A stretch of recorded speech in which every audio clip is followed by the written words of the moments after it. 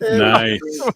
Welcome to the Escape with Nick and Adam, the roundtable. Tonight we're going to talk about House of the Dragon, Rings of Power, Andor, maybe some monsters, and we're going to tell some silly Star Wars jokes later. So, anyway, let's go around the table. Adam, how are you doing, sir? I'm good. I can't stop laughing at that last thing. Please move on from me. Jerry, welcome back, sir. Thank you. Always a pleasure. I have a lot of fun on the Escape with you guys. I really do. Danny, second time back. You came back. You said yes. What's wrong with you? Man. How you doing, guys? Doing well. Doing well. Glad to see you guys. Thank you for being here. Pleasure. Well, it's the pay that gets me here, but it's the laughter that brings me back. You know. That's it. Yeah, it's all about the money on this show. So Yeah. I got mine doubled from last time, so I'm good. Hey. My wife sent me a video where it's like, "Hey, you didn't make anything for dinner last night." It's like, "Yeah." Well, you didn't make something tonight? She's like, "No, I made enough for 2 nights. I made nothing for 2 nights. So go on." That's it. Yeah, that was it. Yeah, I made. We're having leftovers from last night. Exactly. So it was funnier video, but anyway, let's get into it. What do you guys want to get into? Do you want to get the bad stuff out of the way first, or you want us to get into the good stuff?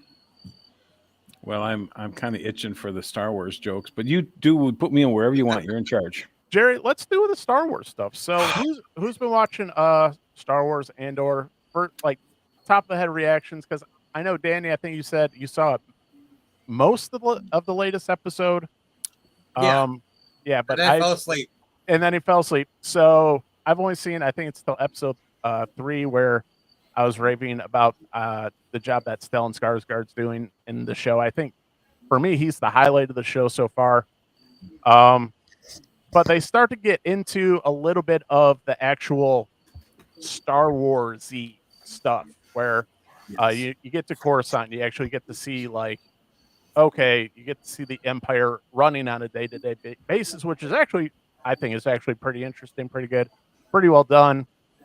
But for me right now, the highlight of the show is Stellan Skarsgård is just absolutely killing this character that he's in. He's putting on, for me, an actor's masterclass of just, and most of the time it's by himself. It's a scene by himself where I'm just like, dude, you're just absolutely, he's just the highlight of the show for me. So Agreed. Yeah, I saw his character was different, but he brought that same kind of gravitas to his part in Dune. Did you guys see him in Dune? Yes. It took me a while to recognize it was even him. I'm like, damn, just ugh. So yeah, I liked it. Yeah, I just love the scene in the 3rd episode where he's going back to Coruscant and he's getting on his disguise, his disguise, whatever you want to say. But we can tell he's just like, he puts on the rings, he puts on the robes, and puts on the wig, and it's just, you see the transformation. I was like, that's so silly, and it's such a 5-second scene, but it's just, I was like, that's such good acting where it's just like you can just tell where he's just like, when he's on Coruscant, he's just this completely different person, and I think it's just a masterclass in acting. Yeah, and honestly, he didn't have much to work with, but he made it work. Yeah, I mean, it's literally just the guy putting on a couple rings, putting on a wig, and he just. I was just like, it sounds silly, but I had to go back and be like, fantastic, Watch it again. You have to. I specifically watched that scene, and then the scene where he's interacting with, I forget the planet that they drop Andor off on, but he's talking to the leader of the heist that's coming up, and it's just those two, and she looks down, and he just goes, "Look at me," like, hey, like, this is freaking serious, guys, like, this is not to be messed around. And I don't know if that was written into the script. I think it's one of those things that it's not in the script, but that's still that's, yeah, hey guys, like, freaking focus here. I thought those two scenes were honestly the highlight of the show for me so far. Dan, Yes, sir. what do you got? Like I said, I tried. I tried watching. I will say I did not fall asleep because of the show. Oh, thank God you at least saw it. I didn't. No. I was like, Dan, save us. Yeah, I did not fall asleep because I didn't like the show. Right. It's getting there. At first I was like, oh God, and I was telling Nick, it's long, it's slow. But they're getting there, and they're getting there at a pace where I'm willing to say, okay, you know what? Actually, tonight I'm gonna finish the episode, and I'm excited for the next one. All right, as long as they keep pushing me to the next episode and piquing my interest, I'm good. The minute they don't, I'm done. Right. Yeah. Sorry. Go ahead, Dar. Good reading body language. Hey, I'm sorry I had to step out for a second. That's going to be one of those nights. However, I missed the chunk of information, but right when you started talking, Nick, that behind the scenes kind of it fills in the gap. Even as many Star Wars movies as there are, you don't see like the day-to-day life kind of thing. So I'm sorry, I'm probably out of context there, but I really like that part of it. Sorry. No, and I completely agree with you. And I've said this before, where one of my favorite things, I was watching the behind the scenes thing for Battlestar Galactica, and they always said with Edward James Olmos, who played Admiral Dama, or Captain Dama later, Admiral Dama, they always said they would just let the camera run like a little bit extra on a scene, because if they just literally let him, he would just go back to running the ship. He wouldn't turn around and be like, "Are we done yet?" No, he would just go back to running the day.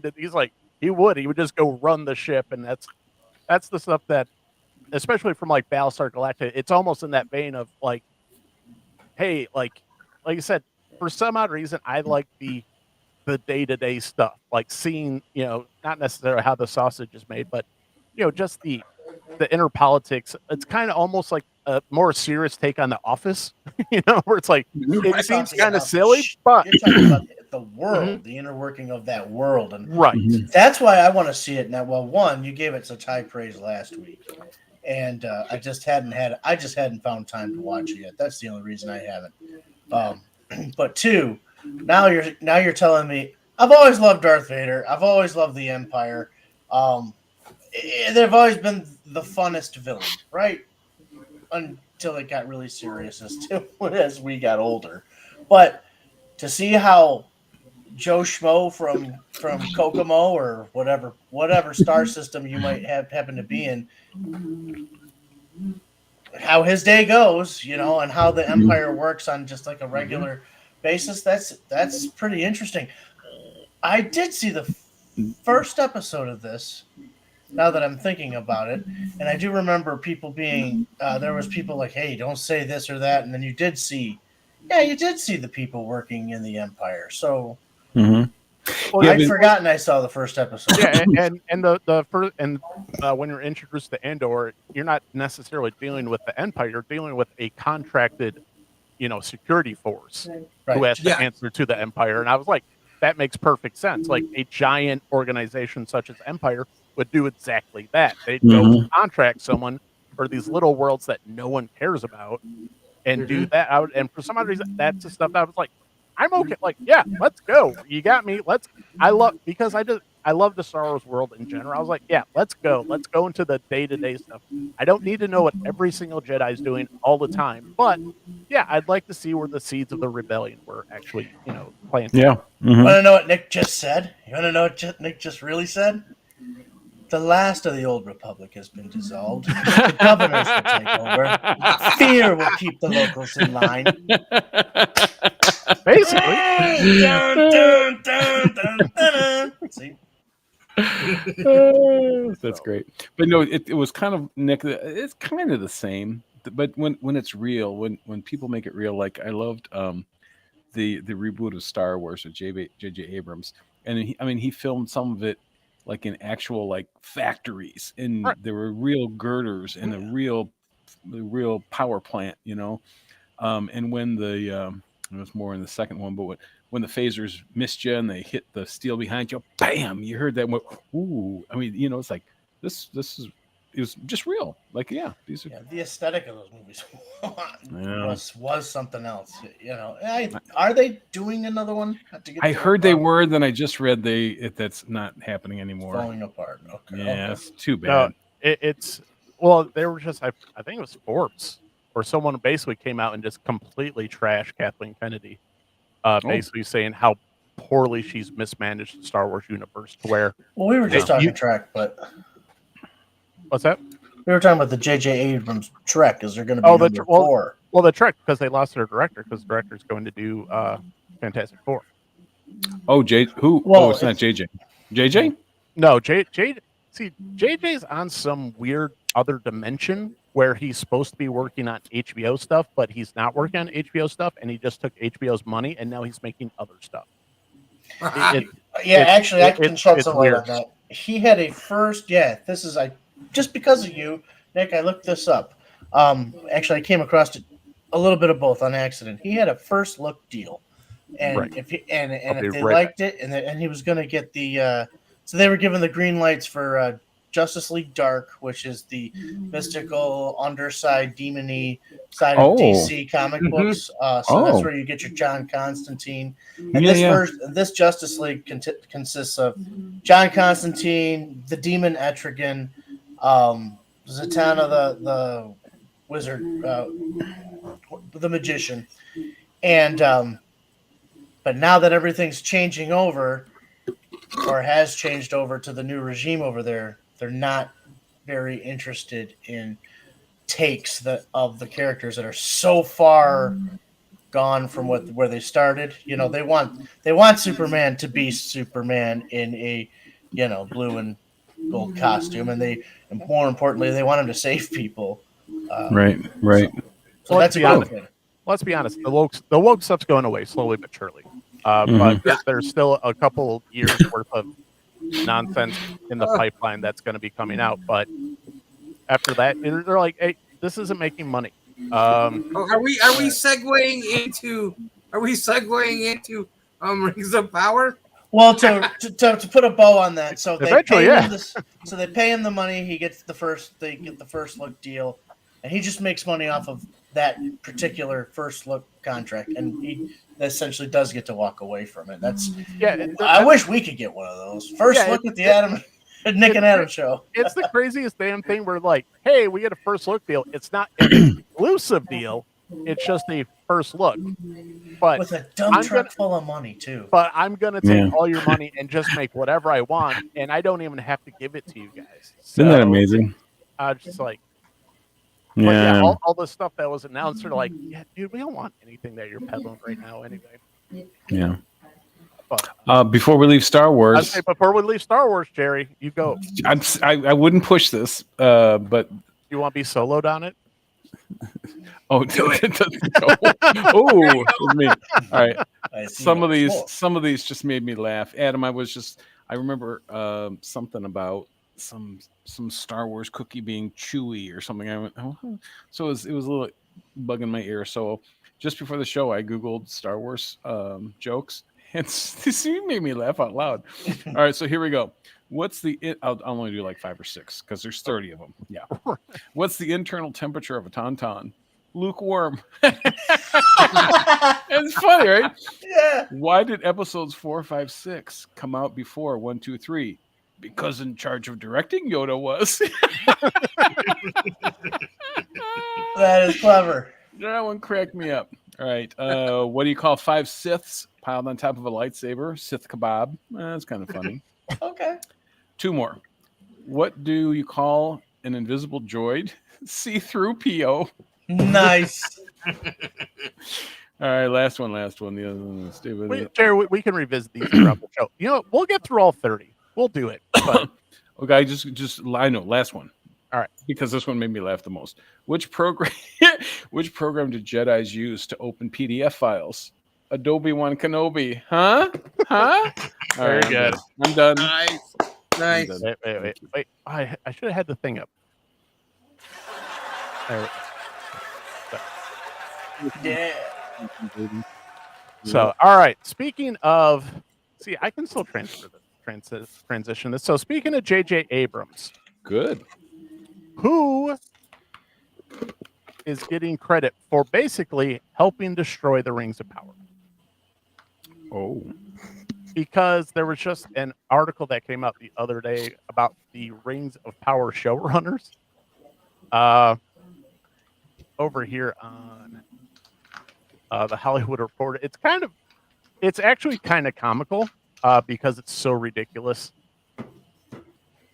You know, some people, and I'll say like Gary from Neurotic and a few other people were talking about the showrunners on this show, and I don't know if you guys realize really what a showrunner does, because I was listening to on the podcast for The Expanse, and they were actually talking to the showrunner where basically as a showrunner, you kind of got to know everything, how to do a little bit of everything, like producing, writing, directing, you know, even editing. You know, you kind of got to be a jack of all trades.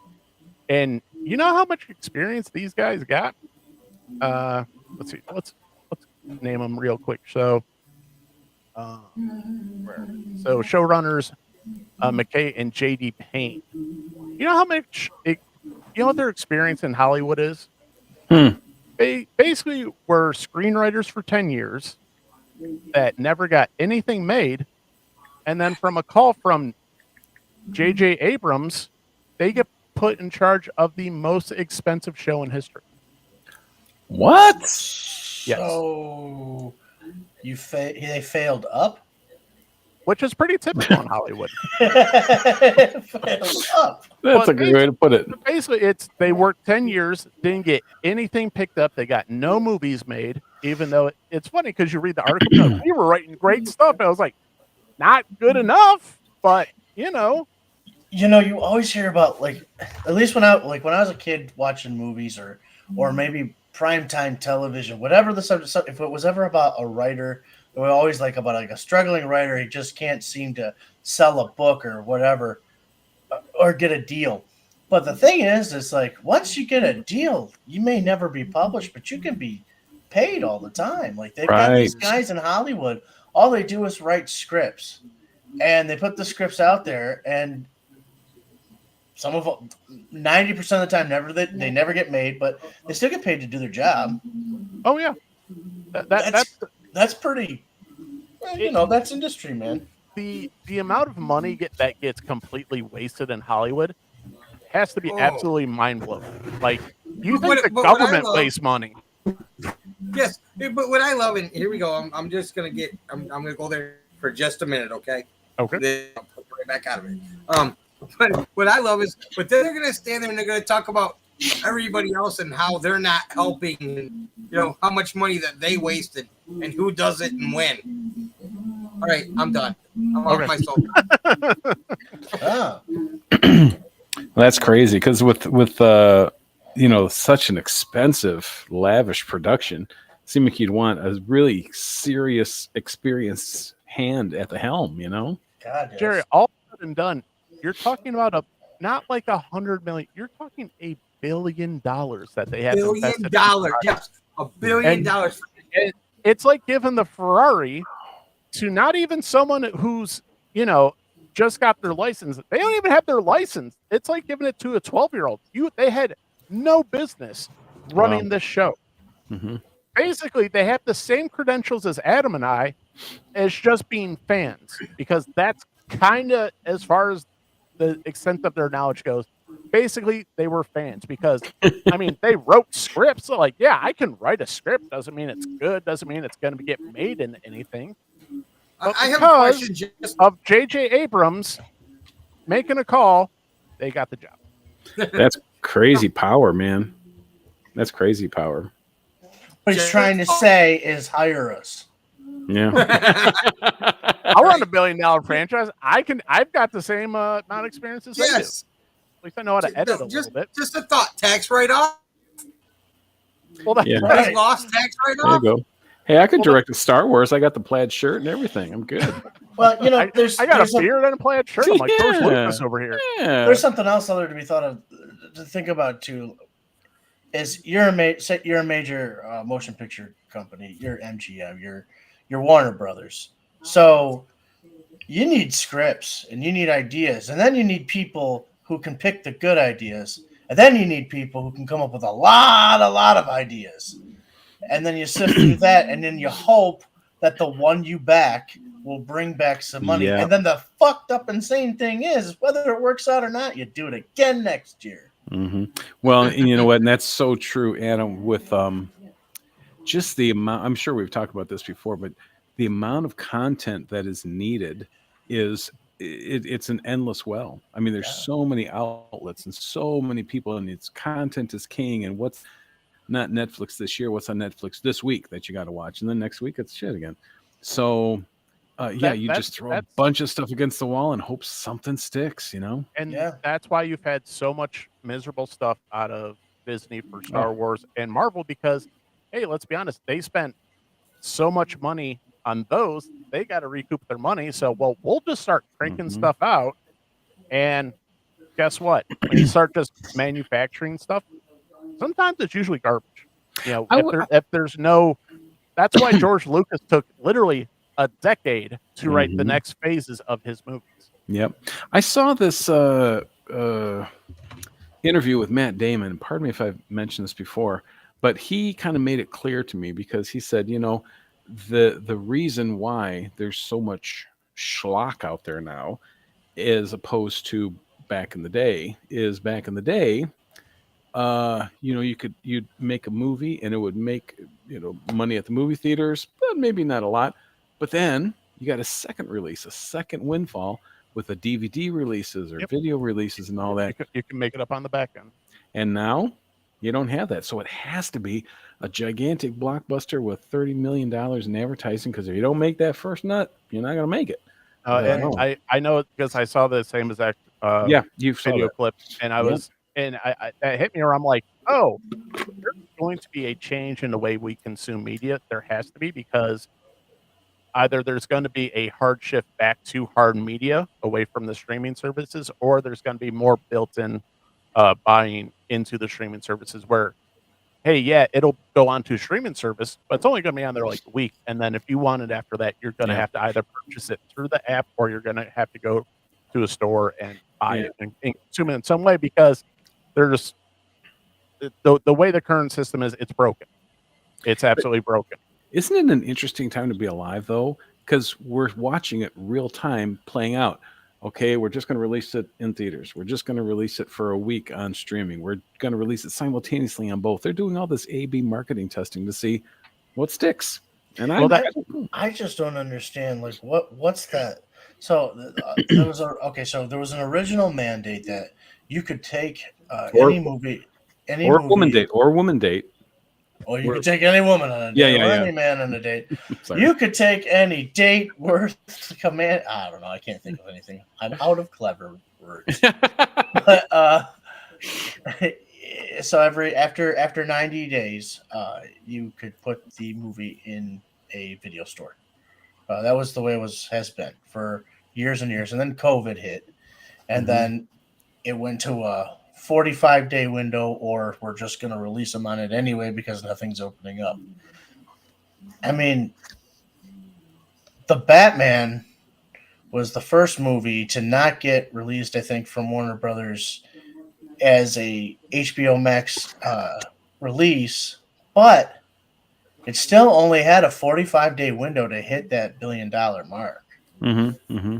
That it hit. I mean, it had been a success at 700, 800, but whatever money it was going to make, it only had that 45-day window before you could watch it for free Well, is that instead why of 90s. it's taken so long for Avatar to come out? I heard they're re-releasing the first Avatar because it's been like what 15 years. Nobody remembers the first Avatar, so they got to show it Well, again. I think that's just good money making. Yeah, Get yeah. people back in, and you've already got movies planned, and who knows? Maybe people moved movies because of Avatar too. Got to Mhm. think of that too. I saw you Well, broke up. What do you think on that one, Nick? Go ahead.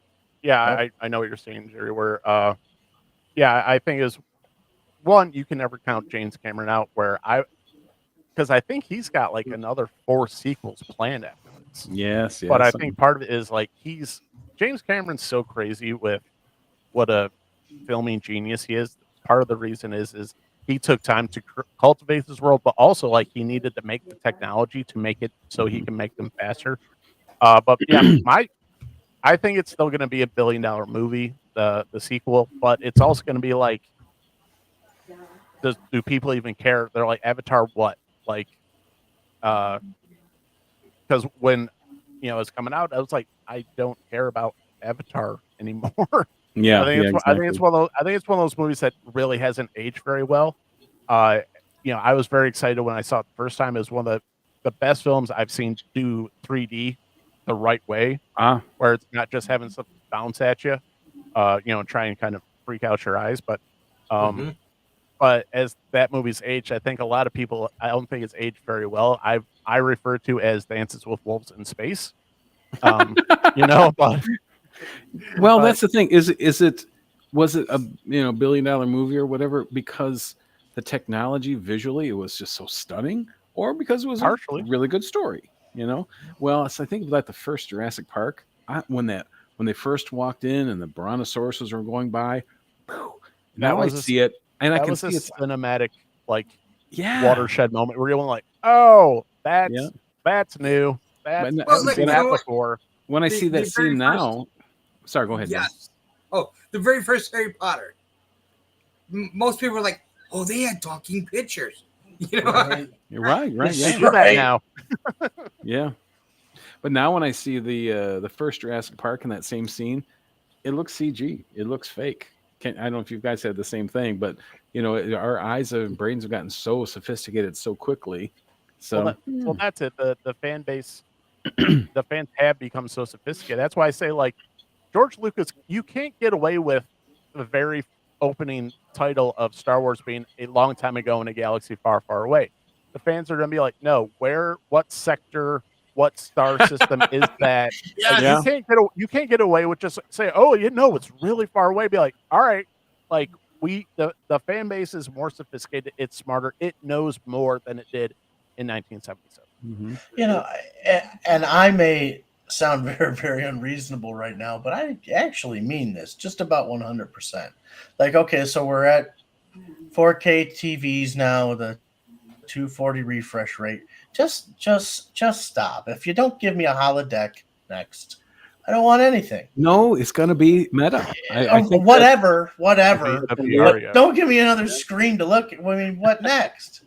I think that's the only way to go. I mean, you could turn the TV on and make it look like a pretty blue sky. Like, look outside. Yeah. You know.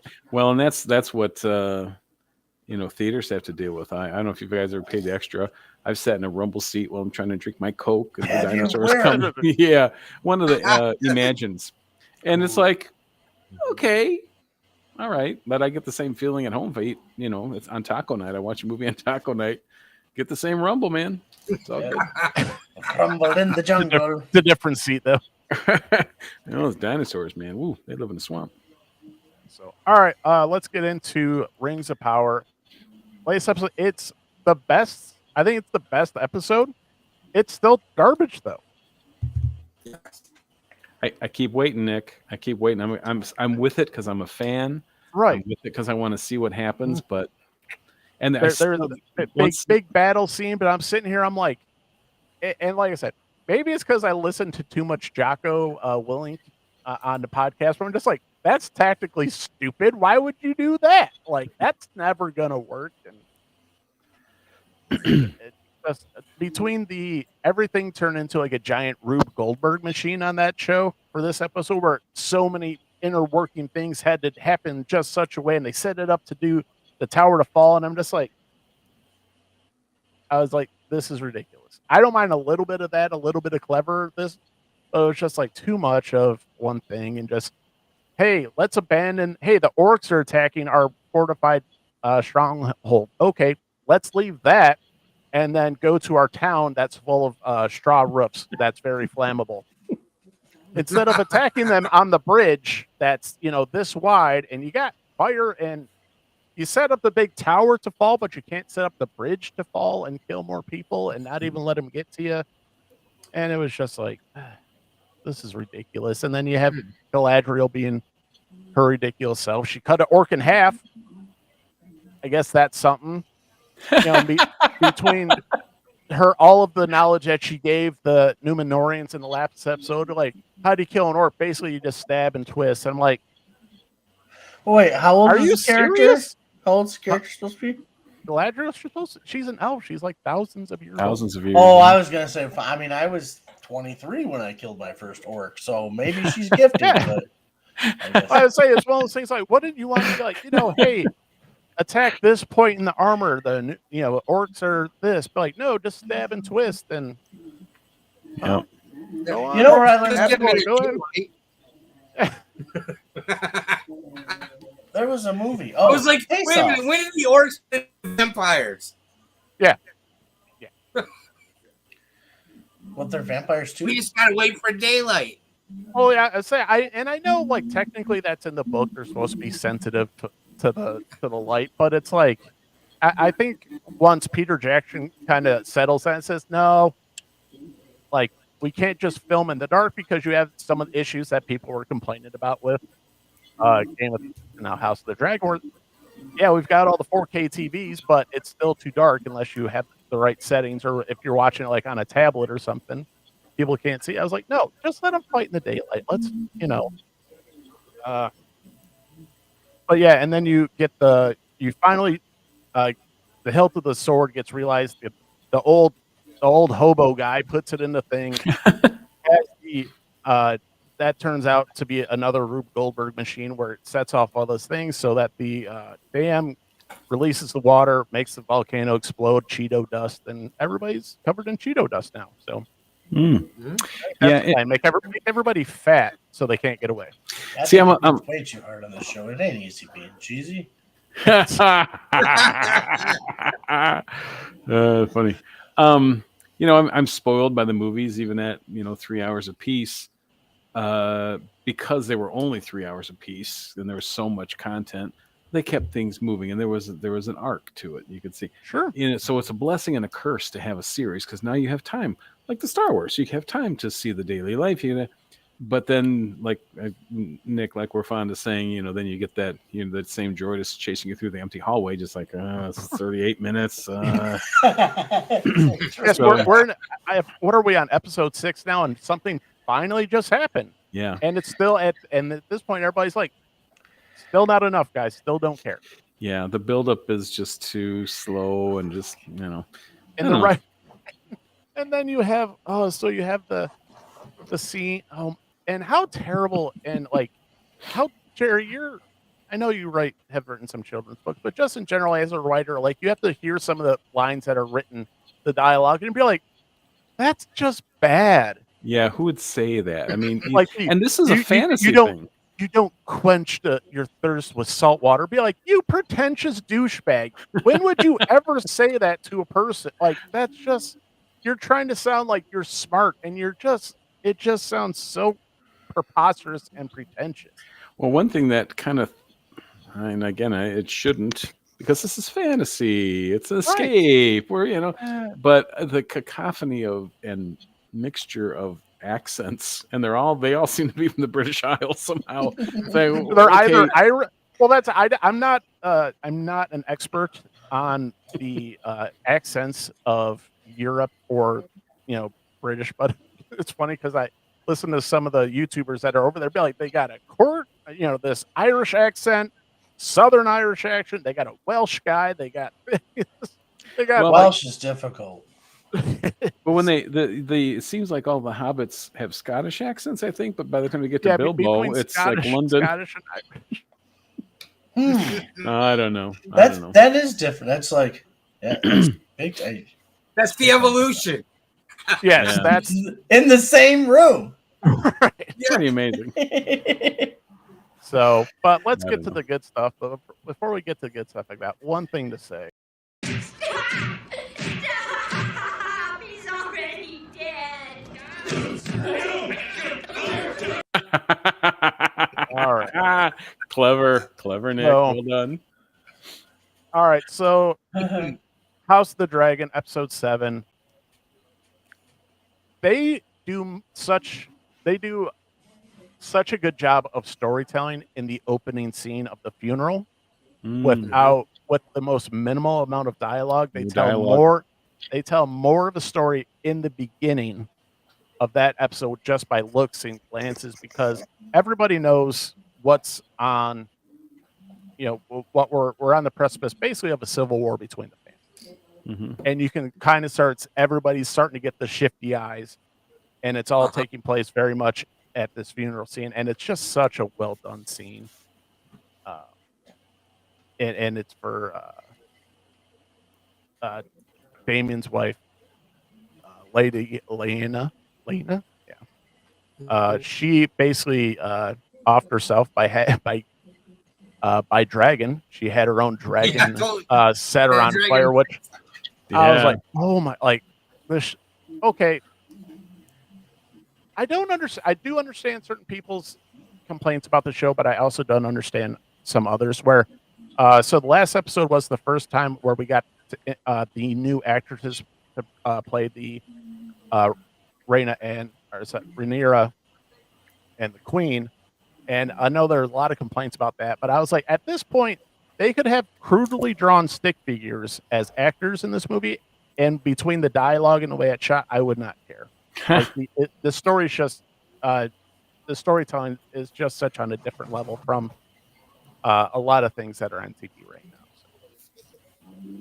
I think they needed to. I think they needed to add the older actors for the whole purpose of we're in the future.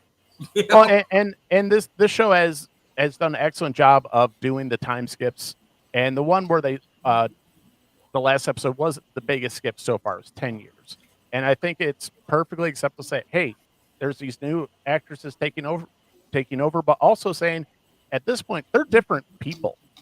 At 10 years later, they're different people, and you can. And they're like, oh, they're so different. I was like, you should be. In 10 years, you should be a different person. You should not be the same person you were 10 years ago, hopefully. But I think it maybe, I don't know if that's what they meant by aging them up so much, but they're completely different. They are near a mother at this point to we'll use the technical term and the show in the book, the bastards from Strong. And that's one of the things that basically it's the worst, best kept secret in the realms that, hey, these kids don't look like the parents at all, but we're just going to pretend and completely go along. And at this point, this all comes to light, and it basically gets called out where it's just like, hey, those kids are bastards. And then poor Viserys is like, what? What? How dare you? Like, I don't know what you're talking about. But by the way, Nick, that was great acting right there. I mean, that's my Andy from the Hot Post. What? Yeah. What? How could you say such a thing? And it was, but it comes to light from what's his name? God, all right. I'm pulling up the family tree. Do it. Thank God for HBO. So, because I am not a House of the Dragon or Game of Thrones expert at all at this point, but I was surprised the king was still alive. Yeah, he's just hanging on by a thread, isn't he? And Paddy Considine is, and that was kind of the thing too. Like, you can age up the king. I was like, Paddy Considine can be king as long as he wants. He is absolutely killing this role. Yeah, absolutely. I mean, he is king. There's no doubt. Who could believe that if he walked into a room today, said, I'm the king, everybody's going to bow down and believe it. Yeah. Mm-hmm. Yeah. So in the last episode, all the cousins and everybody played a trick on Aemon, because Aemon is one of the few Targaryen kids who doesn't have a dragon. So they brought out a pig with wings on it, said, here's your dragon. Well, I thought that was funny. That was hilarious. And the kid, everybody's like, ha, ha. He's like, I'll get you. And he definitely got his in this episode, because he took Lena's dragon and basically he took a nuclear warhead and claimed it as his own, and now it bonded with him, and took it, and apparently that's how things work, where how they bond with the rider now. Now the Amon's got it, and that caused a showdown in the depths underneath where the dragons are kept between uh, these Targaryen children and the Valyrian children. Basically, go, hey, you took my mom's dragon. He's like, yeah, I did. What are you gonna do about it? And it starts a fight where Aemon loses a freaking eye. And the sad part about this, Danny, this fight was better than anything in Rings of Power. The fight between the kids was better choreographed and more compelling than the stuff that they've done in anything in Rings of Power. Yes, what's funny is you look at House of Dragon, and you look at Rings of Power.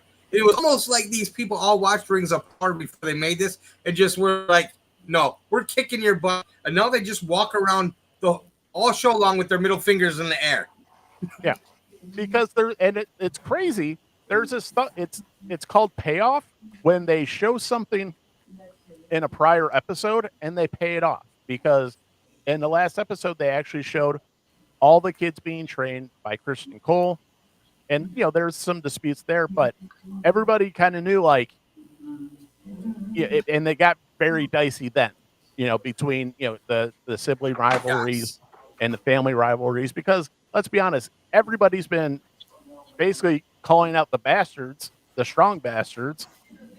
That's their name, strong. I don't know how physically strong they are, but the strong bastards. They're strong bastards. But they were building that before, so now this comes to a head. After Aemon takes the dragon, and it got to the point where it's such a physical encounter where one kid pulls a knife, and it's not like going through his eye is like big old slice. I'm just like, oh god, the show's so freaking good. And then that causes, it just shows you don't gotta spend a lot of money for talent. Well, that's it. It's this crazy thing when you go and get good actors and you get some good directors and good writers. Like, you can just you don't need a giant army, scene like in Lord of the Rings. You just go, hey, we got a couple kids scrapping in a cave, and we're doing better stuff than you guys are doing with 60 million an episode, and we're doing it for 20. Yep. Well, you serve the story first. Well, like when the kids were fighting, that was, I felt like the original a little bit. I mean, the original Game of Thrones, it seemed like every episode there was things I had my jaw on, the red wedding, So this is a little ways for me to go, oh wow, okay, So Nick, I mean, just to sum up, I mean, you like House of Dragon better than Rings of Power. Well, I'm just trying to. You're being subtle. I just wanted to. Well, hold Stop! He's already dead. Never gets yes, old. yes, I believe yes. Okay. So good. far, and here, so we'll say this too.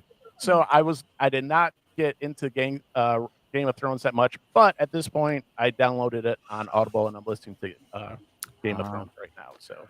Oh, dude, I tried that, and it was too hard. It's so long. It's multi-layered, and the names and the. Well, that's why I'm so happy that HBO has this, because I was like, all right, I literally need this family tree here. Yeah. And this is just from House of Dragon. Can you imagine the ones from Game of Thrones? It's like there's be like 16 pages of people that you gotta try and keep up with. And the places, right? Yeah, Targaryens are at King's Landing. Yeah, Targaryen. Valerian. What are we doing here? But yeah, and then that seed leads to all the parents, because this happens in the night, and that was one of the issues a lot of people were complaining about, was the scene taking place at night. No one could see what was going on. Depending on what you were watching, that was one of the things that the first that Game of Thrones ran into later on, people not being able to see anything. I didn't have that issue. I saw everything just fine. Um, I mean, it was a little bit dark, but I never would be like, oh, this is a problem. Nope, no problems for me at all. Um, and I forget, dang it, because I took notes earlier and I left them at work. But Danny, do you remember the name of the dragon that Amon took? Because it's No, like I the do not. it's like the biggest dragon in the realm. Yes. No, I not. Oops.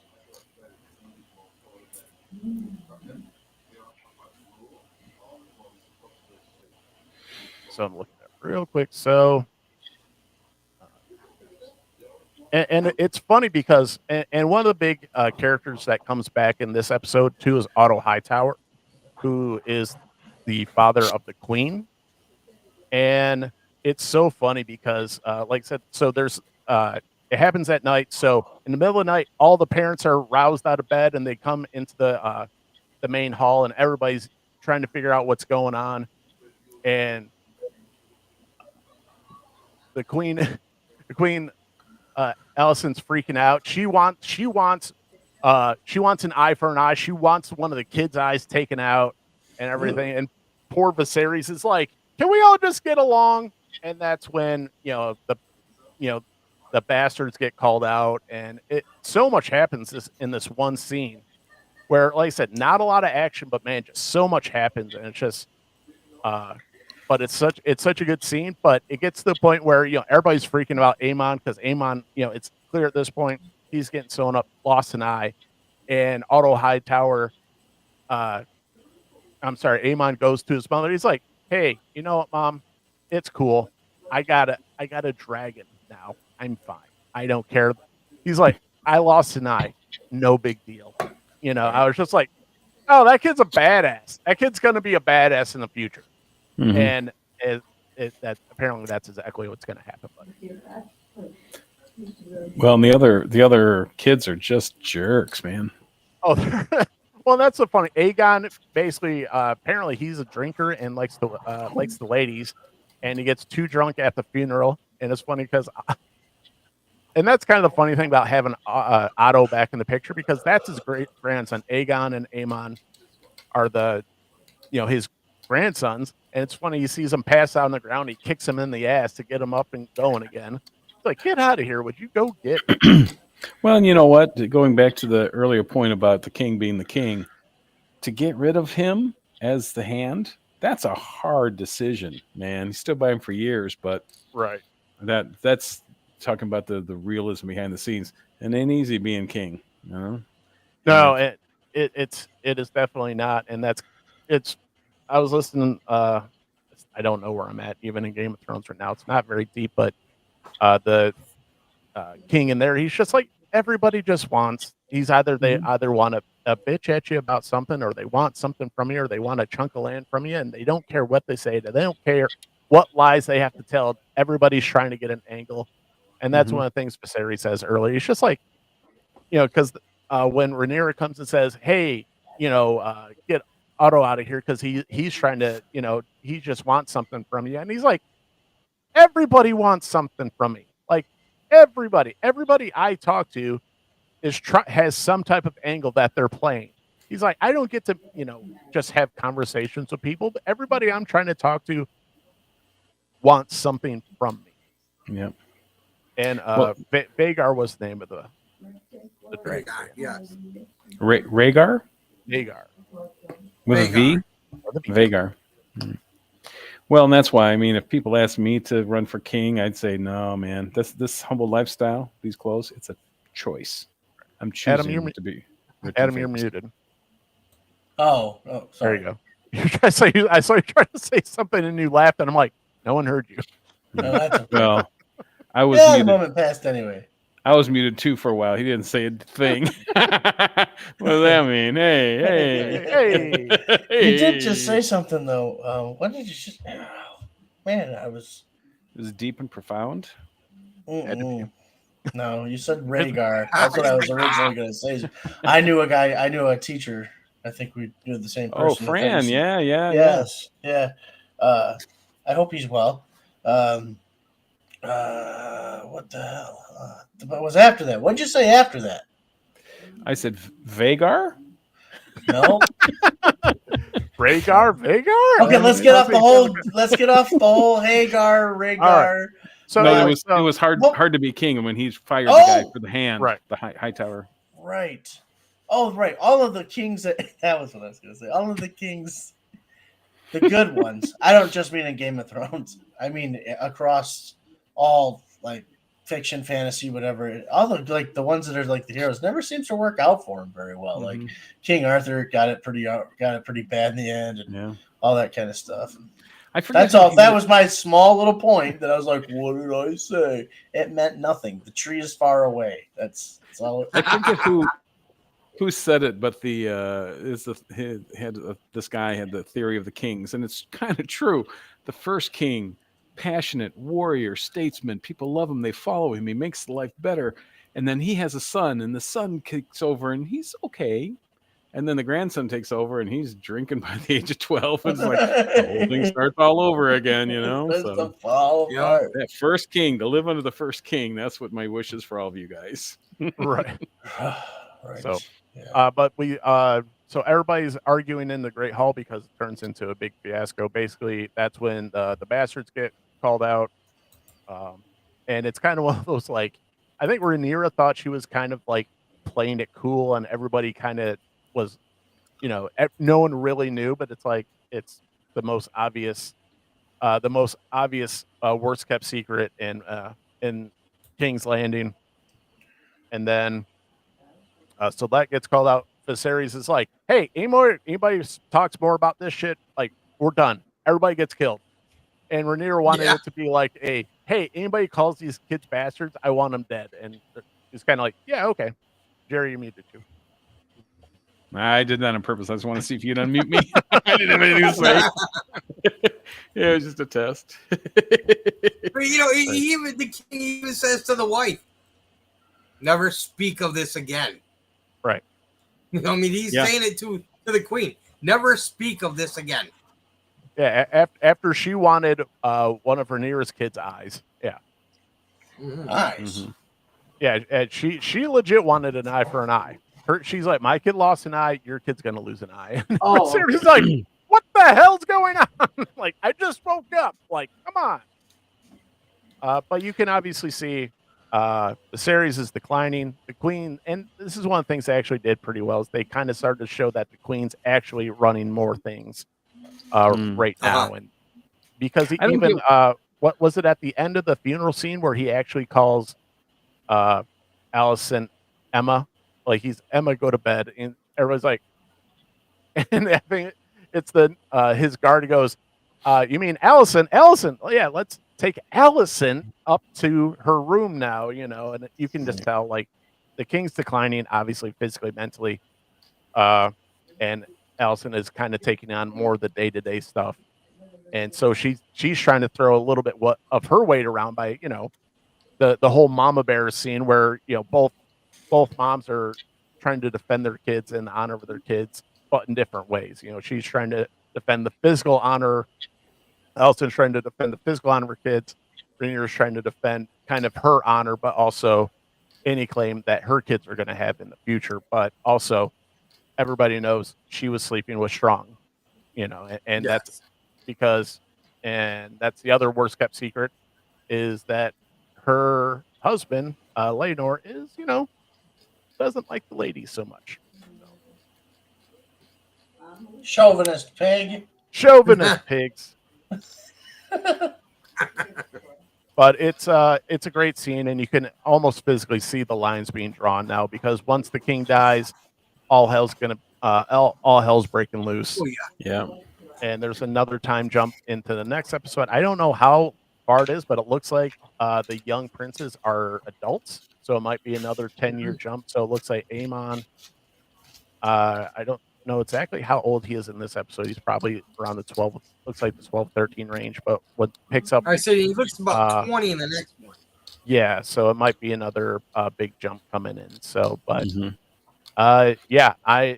this show's fantastic. And one of the other things that happens is Rhaenyra and Daemon get married. So the Targaryens are doing Targaryen stuff. Ooh. Keeping the The- bloodline. Yeah, keeping the bloodline pure. But also, for that to happen, they got to get rid of Laenor, and they get what's his character's name? They don't show it here, but Laenor's friend. They kind of say, "Hey, we're going to give you this money to quote unquote get rid of him," and it looks like there's an assassination attempt, and well, someone died. Someone got burnt to crisp in the fireplace in the Great Hall, but at the end it is not Laenor. So, but Laenor is officially off the map as far as his parents know, which is pretty terrible episode for the Valerians because they lose. Basically, they think they've lost their son and their daughter in a very short span. So, basically, their bloodline's essentially dead as far as Guys, nobility I goes. apologize. I have to leave you. Okay. All right. It's Thank you been for a coming pleasure on, as Danny. always. Thank you. Uh-huh. Danny, Thank you. sir. Anytime you want my expertise. Of course, Yeah. of course. You have to have me. You have to have me on at least 5 more times for the other 25 Star Wars jokes. So That's right. That's right. Right. my career in Yes. podcasting is secure. I will. Yes, I will Gents, be here for Star Wars. Always a pleasure. Truly, always a pleasure. Later, Guys. guys. Love it. Thanks, you guys have Danny. a good week. Till next time, buddies. All right. Are you going too, Jerry? Yeah, I gotta go, Grandma's. So Okay. time. All right. All right. Thank Take you, care. sir. Take care. All right, Thank you. Great thanks to so see much, you, bro. guys. Love seeing you guys. Okay, take care. Bye. All right. Bye. All right. And then Well, there a couple were of great two. guys. They're great Yeah, guys. love Couple of great talking guys. nerdy stuff. So that's kind of wraps up the last episode there. So we have a time jump where it looks like possibly the Dance of the Dragons kicks off. So good stuff. Love Adam. It's hard I'm sorry to burp, folks. There's a lot of soda pop. Okay. It's easily the best thing going on TV right now, as far as I'm concerned. So Yeah, I'm not surprised. Game of Thrones was a crazy phenomenon. You know what? I don't know. I screw around too much with these action figures. That's why I'm not watching as much TV. I'm always gluing something, moving something, putting up a shelf. well, that being said, Adam, with the New York Comic Con out, there has been a bevy of things, Okay. at least announced. So let's see what the old Todd had. I saw the Nightfall Catwoman that's coming. I just bought the frickin' DC Essentials when they came out a couple of years, 2 years ago, 3 years ago. No, 5 years now, I guess. Because I thought McFarlane would never make it, so I'm gonna quit thinking that. Yeah. Rob D. Toys has been covering a lot of stuff. He's a real fuck off. Exactly. What the hell was that? That was bizarre, right? Oh, weird. All right. See what He Rob sits down covered. to pee. So this is one of the sneak preview things from the McFarlane panel there. So they have some of the retro articulated action figures slated, looks like, for the spring of 2023. Nightwing, Wonder Woman, and a Deathstroke. Are those 7-inch scale or are they superpowers? Those are superpowers. It looks like these are superpowers, and also the Excuse me. Invisible Jet, along with the Batmobile, and already has prices there. So the Invisible Jet's going to be $19.99, and the Batmobile is going to be $29. Okay, so we have no plastic really on the vehicles. They look like digital renders. That's still good though, no color. But I mean, I'm excited. Right. So also one of the things that looks like it was announced, these are 7-inch slated for the spring of 2023. So you got Batwoman. Is That's that the night. Superboy? That's Superboy from the Reign of Superman. That is the beginning of Connor Kent. For you guys at home who don't know who Connor Kent is, Connor Kent. Well, you watched Titans, right? Right. So that was the New 52 version, essentially, of Connor Kent. The way he's dressed, anyway. If you watch the Reign of the Superman animated movie, it's pretty much plucked right out of the 90s books. He's the same thing. So he's a clone of Superman and Lex Luthor. And then the Nightfall Catwoman is in the back there. This is a proper Duke Thomas. I can't remember what the frick his name is.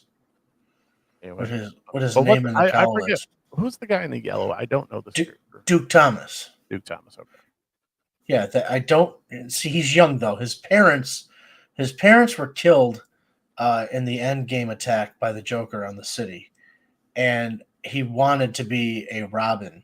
He got mixed up in the Robin Wars, where there were these gangs in Gotham City, and these gangs were all Robin. I mean, it was called We Are Robin, and but Batman took him in. He's like, no, I've got other plans for you. He's got a special ability. I can't remember what it is. I think he's almost like Forge, but I'm not sure.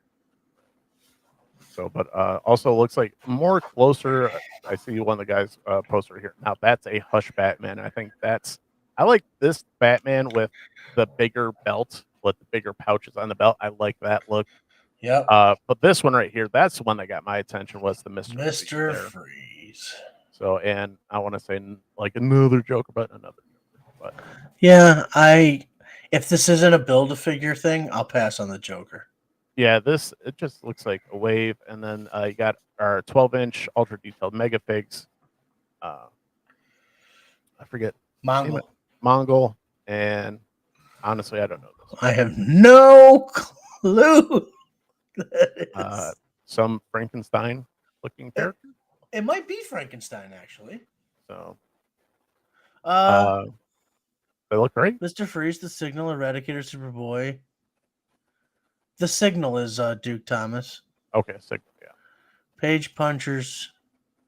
I hope these aren't page punchers. I really don't. But then again, looking at this Joker looks like a page puncher, like that little bit less detailed. And these might be page punchers. Explain what you mean by that, because I don't fully understand.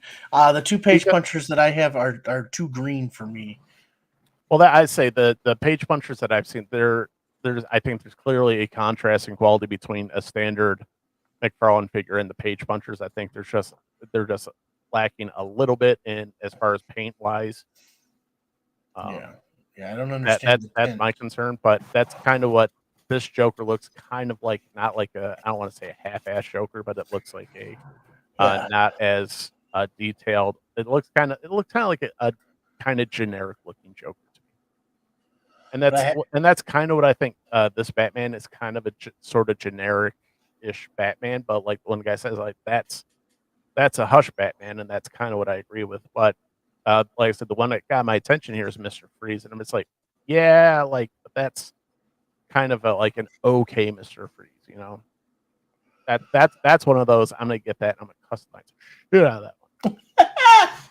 I got a really nice Mr. Freeze that I like, and I got two Mr. Freeze figures I like. One's from the Gotham show, and it's a Diamond Direct or Diamond whatever to select, and the other one is from it's DC Direct Secret Files or something. I like it too, but I like that one a lot. I think that is Frankenstein, dude. Yeah, I say it looks like Frankenstein. Hold on. So we'll get to Frankenstein, and then one of the other things looks like another.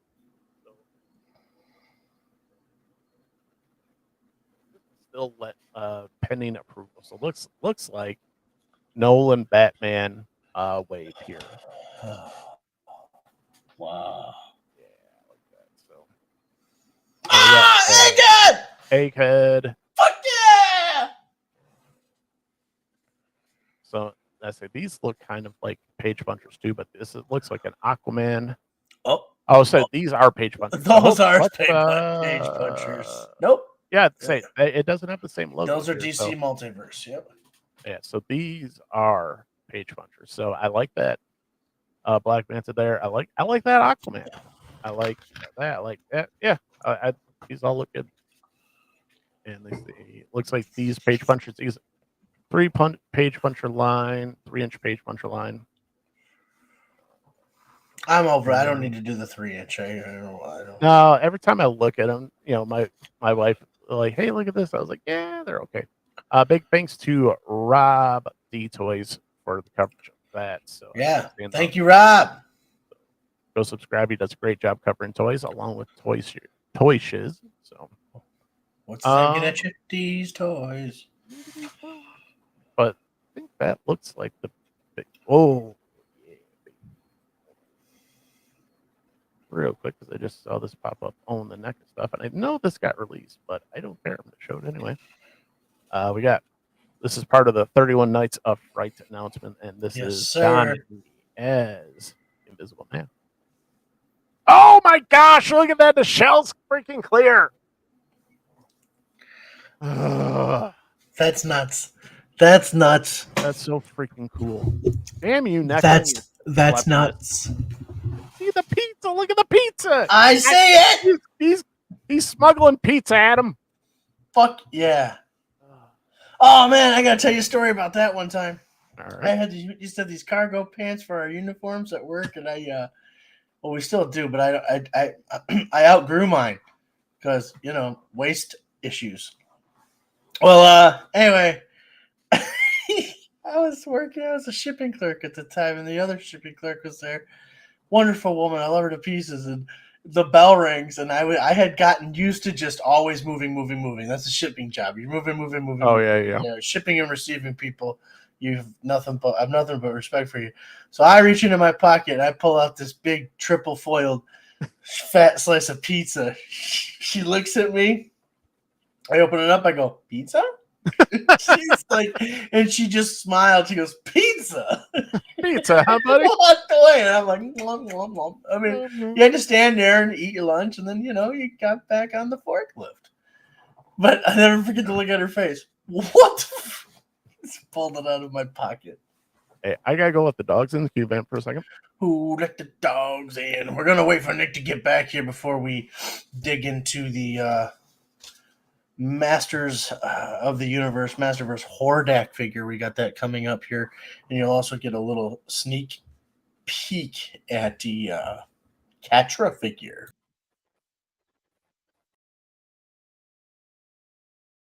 Hear me at all. That time I was quick on the draw, and I muted it before gas escaped my esophagus. Anyhow, thank you for watching today. Please like and subscribe. We do appreciate it. It helps the show, and share it with your friends. If you like what we're doing here, leave a comment below. Let us know, if you have any suggestions or anything you'd like us to talk about, or maybe even like kind of like a field of topics that you'd like to hear from us. But it's just a joy and a privilege to do this every day. And I know anybody can do it because it's the internet. But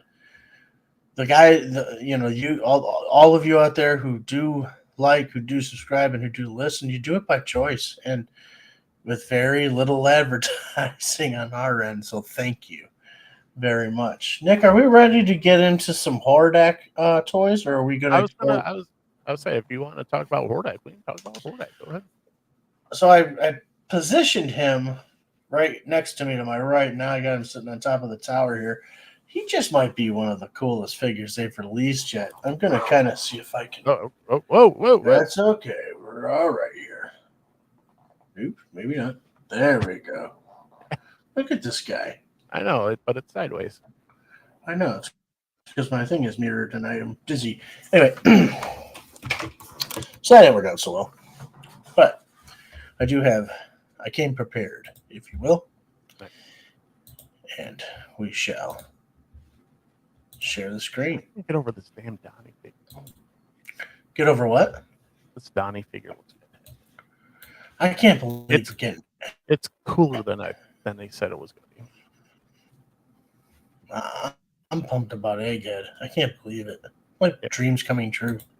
Anyways, so let's get back to the top here. Here we are, Hordak, from the Mattel Masterverse, Princess of Powerline, which is exciting because that means Can you they've got full this screen new that? attorney. Sorry. Can I? Yes, I can. Absolutely. It means that we've got the new Eternia thing going, which is kind of like a new kind of line. And there's a comic book storyline to that. And then now there's the She-Ra side, so maybe we'll get a She-Ra connected to He-Man again. The anime She-Ra is not connected to He-Man in any way because of licensing rights. So maybe there's hope.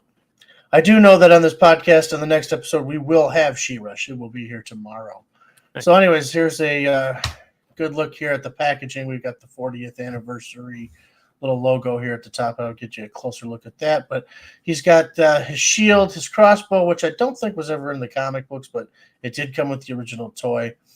Hordak was always a shapeshifter, so you got his cannon hand and a regular arm, and then a firing effect. This firing effect, I now own two of them because one of them comes with the Sky Sled that came with Prince Adam.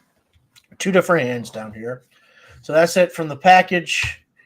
There, as you can see, the 40th anniversary is in the corner there. Again, happy birthday, He-Man. Hordak, ruthless leader of the evil horde, banished from Eternia by his pupil, Skeletor. The vile Hordak rules the planet Etheria from the Fright Zone with cruel technology and dark magic. This ruthless tyrant delights in the pain and misery of others, even those in his evil horde who are most loyal to him. Speaking of those who are most loyal to them, we have not really seen Catra on the show except from the back, which after Adora leaves and becomes She-Ra, Catra, of course, becomes the next Force commander. When she pulls down the mask, she has a wand and she becomes this crazy panther you see here. So her and the panther are one. It's kind of like a Hulk thing, only without anger. So our Force captain is ready to lead her horde commander into the war against Eternia here. So that mask does pull down. I forgot to take a picture of that for you guys.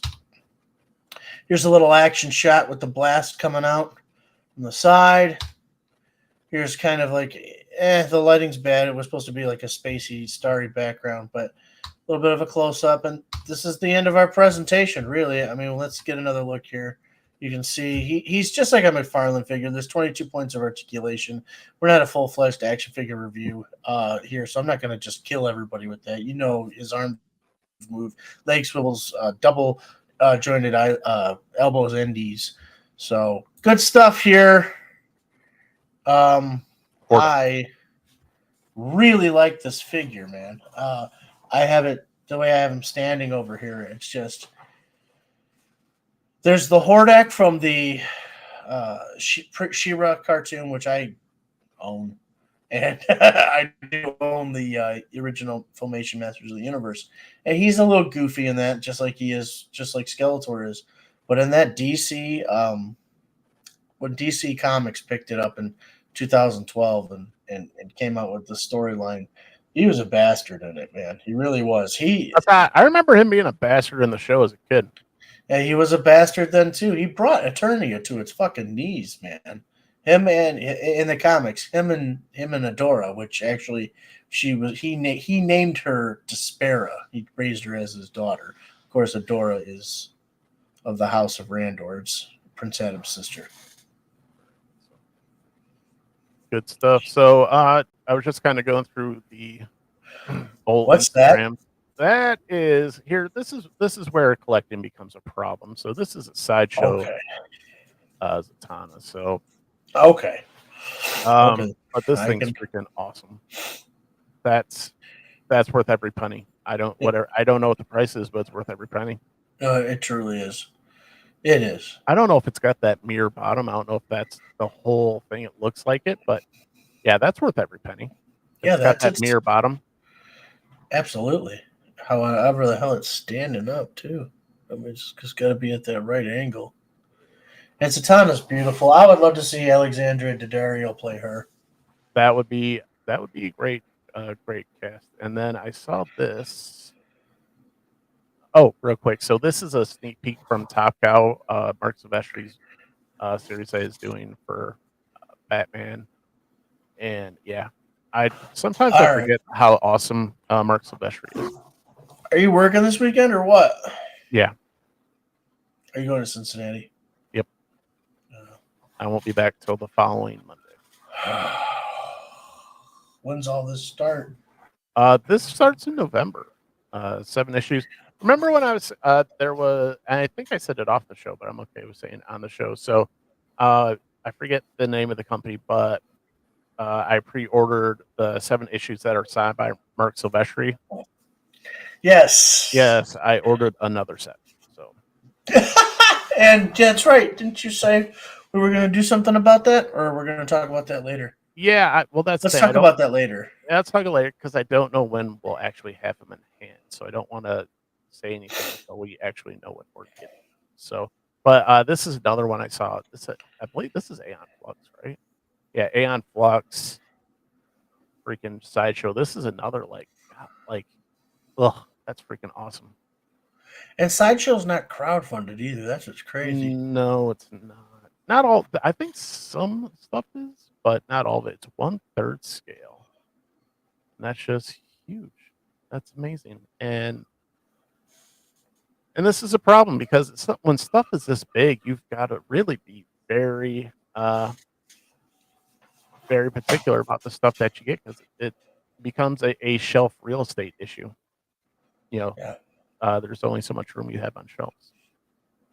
I don't have a kitchen table anymore. That's I've already got plans for other stuff because I have one section of the office I have future plans for, but that's about it. Oh, damn it! I meant to. There was some other news that came out recently, an update to the Spawn movie. So Todd's been teasing it for a couple days. Pull it back up here. Forgot about it.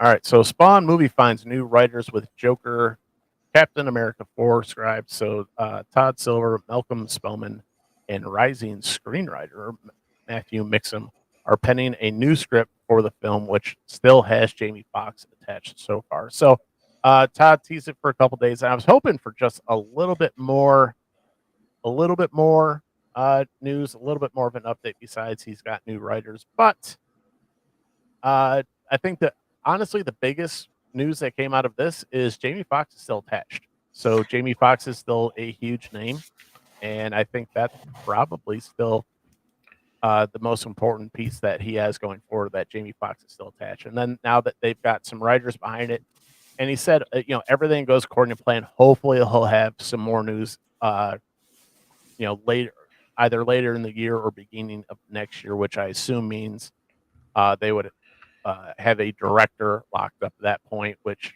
it's a step in the right direction, but it's still like I was hoping for just a little bit more.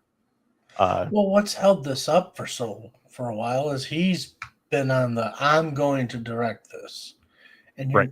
And Todd, you're a genius. I'm sure you'll do it well, but it's not always a good idea to just let somebody do what they want. You know what I mean? This is a movie. Movies are made. Successful movies have always been made a certain. There's a way to do things, and he's not an indie filmmaker.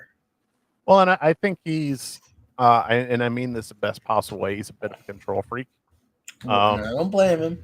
And I don't blame him because yeah, sure, he could sign the rights away and then end up in the production hell. I'm not saying sign his rights away. Happen. Yeah, he better be in the kitchen. I just don't think he should be the only cook. Yes, but that's like I said, because I had a couple people. I posted this on Instagram. I had a couple people like, "Hey, what do you guys think about this?" I was like, "I think it's one of those. It's a very necessary step, and it's a step in the right direction." But yeah, I was hoping for just a little bit more news besides the writers. But then again, Todd's in the kitchen. is he just going to tell the writers what to write? Like, you write the dialogue. This is the story I want. I think if he did that, I mean, it would be. Yeah, hopefully he collaborates. Right. You know, it all depends on what the script is too. I mean, what do you do? Do you do Yeah, an it's- origin or what? Well, that was the thing too. He's like, we're not doing an origin story again. We're not doing, the sixth iteration of Batman. We're not going to show, Right. him getting killed again. We're not going to show Wanda getting killed again, or whatever. But where does it pick up in the Spawn universe? Does it pick up modern day Spawn, or does it pick up, uh, right after the events of the first Spawn movie? Who knows? Yeah, because that baby Cyan now, she's like a badass with guns and shit. Yeah, she's legally able to drink now. She was a kid when we started. Right. Well, I think they did grow her up, right? They aged her. That's Honestly, what I mean. I haven't read the actual Spawn line. I haven't kept up with that. Jason, When I jumped back in, I jumped in on the King Spawn, Scorched, and Gunslinger stuff. So Jason okay. would know. Jason would know. Yeah. Yeah, for sure. So yeah, absolutely.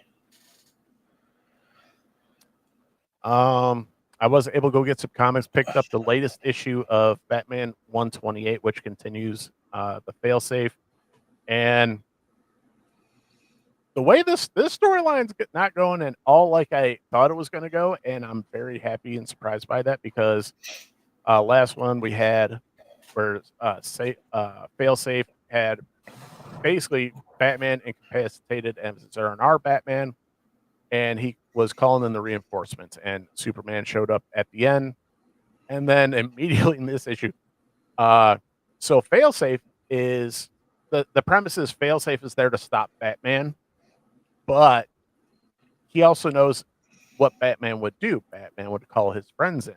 So now failsafe is enacting all the plans to take out the Justice League. So that's what we have. So we have failsafe taking on Superman, or not Aquaman, actually, Superman, Green Arrow, Black Canary, which I know you love, and then Nightwing, and yeah, it's it.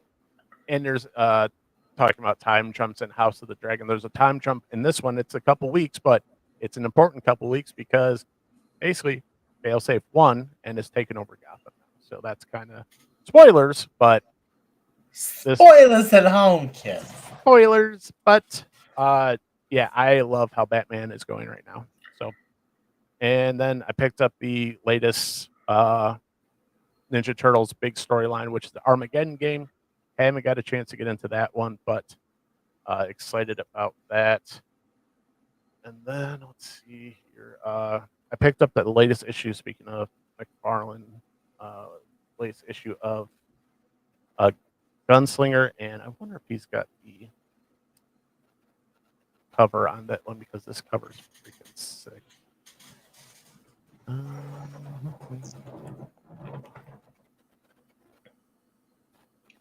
About it. I got in my eye earlier. Oh, here it is. So, Adam, this is the cover for the latest Gunslinger. Yeah, it's That's pretty awesome. pretty freaking slick. It's funny because as I was checking out a guy at the comic shops, he's like, "Wait, you can read all that on the pistol?" I'm like, "Oh yeah, yeah, you can." That's fucking sweet. Oh, can't do anything here. I have to go to the page. So that's the page, and good stuff. Wow. All right, Adam, are you? I know we talked just in just a couple days, but anything you're reading? No, I'm trying to get going on the different stuff, but no, not really. I've had every intention to pick up the tablet, but maybe this weekend. Right on. So I got your books here, so I should probably make those priority. yeah. So all right, but hold on. All right. Yeah, Jesus, yeah, yeah. There you go. Well, it's like the last episode I was telling Jay, I was like, I will preach the gospel of Last Ronin from that one. So, Yeah, no, I so agree. here's a breakdown of what you actually get with that Donatello figure. So you get the different head, the top hat, the book, and look at this. This is cool because I saw a picture. I saw it in the picture. I was like, the microscope and all the beakers and the clear feet and the hands. So this is very similar to the other Universal Monsters Ninja Turtles, where you get 4 different sets of hands, and that clear turtleback. God, they are. I'm so happy I decided to pick up this line because I wasn't going to at first, but this line's so freaking good. That's nuts. Oh my gosh! And I, not to bash April, but I decided to pass on April. I might pick her up if I can find her reasonably priced because that's the other problem, Adam, you run into is like when you're like you see them like when they first release and you're like, yeah, shouldn't I? And then you check them out in the secondary market. I'm like, I ain't paying that. I ain't paying that price Right. because I think it's 36 or it's right around a $40 figure by the time all said and done. And I saw on eBay people already have it for 75. I was like, not a chance in hell. That figure's not worth it. I mean, it's a cool figure, but it ain't a $75 figure. Not today, anyway. No. No, I mean it's and like I said, that line's cool, but as far as everything that's been released, it's not as cool as No, but you got it. You got it as it the ain't Bride of it ain't as, Frankenstein. ain't as cool as that. No.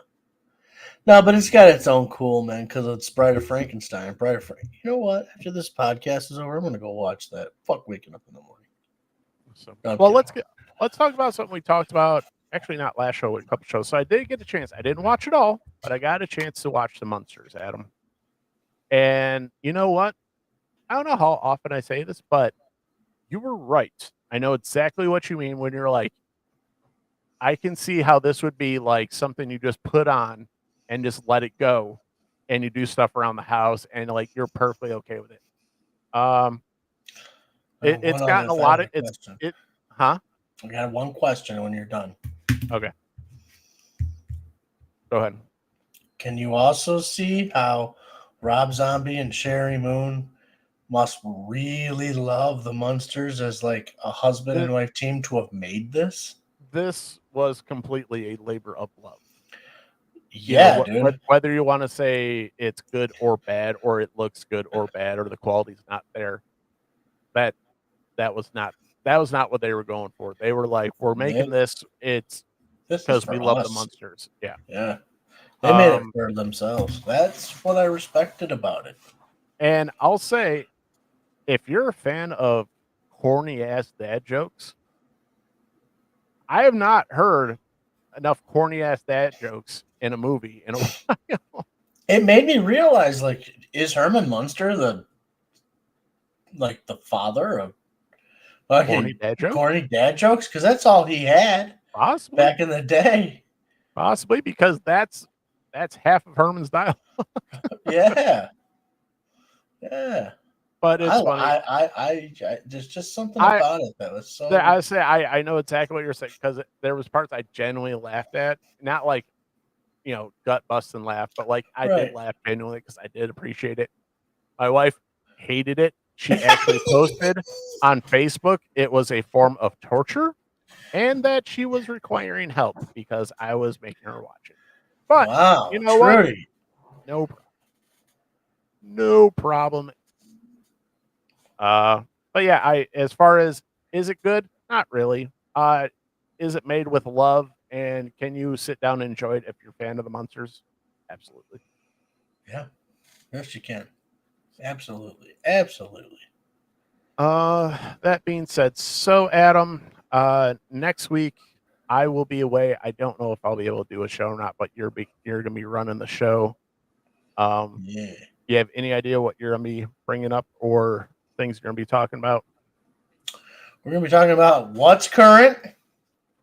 We're not gonna be seeing any movies this weekend that are hitting the theaters, but I might, if I go see Smile, which I'm thinking I might, just to kick off my theater going experience for the spooky season. And let's be, well, okay, it's only the 6th. I was gonna say, man, it's flying by, but I mean, it's already the 6th. Yeah, but also, Adam, this was what they said this was the worst box office take in the last few weekends in the last 25 years. So there's just not a lot out right now that people want to go see. Well, right, but I will say I've heard some good things about the movie. Right, that was one of the few things I was like, hey, if we've got spare time, because this is our very busy season here in the Mott household, that yeah, I thought I might go check it out, but also it was kind of one of those, yeah, I'm gonna wait till some of the reviews start coming out. So, And I'm gonna be honest. I mean, I gotta as a fan, I want to finish Quantum Leap. I want to stick with it until it's yeah. bad. Oh, you didn't like it? No, I didn't get a chance to, but I know some of the YouTubers that I followed, they did a breakdown of the ratings drop off from episode 1 to 2 to 3, and it's not doing great in the ratings. Yeah, well, whatever. I like it. I don't need everybody else to like it. So, and that's fine, but also it might not be on very long. but it might not be on very long. But I guess what I'm saying about that is, my interests are I'm gonna try to give that Star Wars show as much of a go. But if there's something in the theater right now, or I don't know, TV is a very hard one for me to keep up with. Oh, that's. I say if it weren't for the show, I probably wouldn't be watching most of the stuff that I'm watching now. Right. Because we do it for you, for the viewers, so that either you can interact with us and let us know what you think about the shows that you're watching, or maybe if you're watching a show that you think we should check out as well, that's fine. But yeah, that's one of the reasons I started coming to YouTube, because I was like, I want to know what's good, what's bad, what's worth my time. So that's one of the things that we try and help you guys out with. So as of right now, Andor's a watch, but it's a very slow watch. House of the Dragon is a absolute watch. Even if you're an old and jaded Game of Thrones fan, it's just good. I don't know what else to say. Rings of Power, no good. Don't watch that. Fuck. Don't support Rings of Power, because it's Don't support it. Well, and here's the thing, Adam. Remember back in the day, like if there were not even back in the day, if there's a really, and it makes me wonder where, I know we talked about how much money they invested in Rings of Power, but how much did they really invest? Because Adam, if you had a big franchise, what are some of the things you would put out to help with a show? What would I do? Yeah. I mean, like if I was the showrunner, or if I was like the guy who owned everything? If you had a big show coming out, a big fantasy epic, wouldn't you have merch out? Wouldn't you have action figures coming out? Wouldn't you have all this stuff coming out? If I believed in my project, yeah. Not a peep. There's not a Rings of Power toy. There's not a Rings of action line. There's not a statue. There's not a Funko Pop. That's nothing. That's kind of scary, because that should all be. That should be in the works, or like hitting the market right now. It should be ready to go. And I know, like, real quick before anybody brings up Baby Yoda. Oh, they weren't ready for Baby Yoda. Disney did that on purpose. I say he was under wraps. It was actually kind of Favreau, I think, had a lot to do with that. Right. Because toys end up giving away spoilers, especially Star Wars toys like that. Well, I say that's where a lot of people go for spoilers now, is what toys are coming out for the line. Sure. But that's one of the things that kind of crept up on me. I was like, I know they spent a lot of money, but I was like, there's no, I mean, who you're trying to get involved. You're trying to get the collectors involved, who are us, who are if they were coming out with some pretty badass, even dwarves or something, give me something to like the show. At least I could talk positively about how good an action figure is, but you're giving me literally nothing to work with, Amazon. Well, maybe this is just going to be it. Maybe it's just going to be a shot in the breeze and it show will be over. Not for $1 billion. I commend you for not liking the show and keep sticking with it. For the people, for the show. All right. So that being All said, I think it's time to wrap it up. Any final words for the people, Adam?